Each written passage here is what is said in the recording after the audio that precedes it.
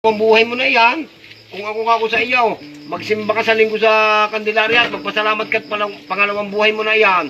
Abay di nagsimba nga si Tanga. Aba, ay may nanghihingi nga yung mga mangyan doon sa mga akiyat ng simbahan ng Candelaria. Basta may nag-itsa ng bariyay, sungkaban ang mga mangyan nagmumurahan ngayon. Ay nalapitan ng pare, sabi ng pare.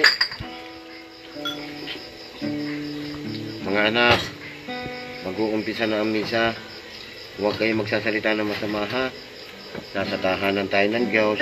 Ba sabi lang ng mga mangyan doon sa pare.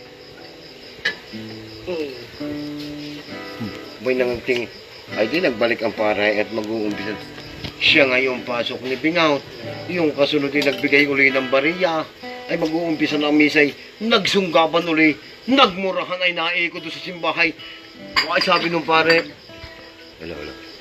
Yung pong masasamaan tabas ng bibig ay lumabas-labas muna. Sabi ni Bingot, Father, kakabasok ko na ang po. Ay sabi, ay hindi ikaw, hindi. Masama naman talaga ng tabas ng bibig. Sabi, hindi ikaw. Ako'y nakapangumunyon pa. Sabi, katawan ni Kristo, nakita ba, ay patayo. Ay sabi, wala si Father. Ginawa pa, minyo, okay, mundo. Ay pagsawa ko.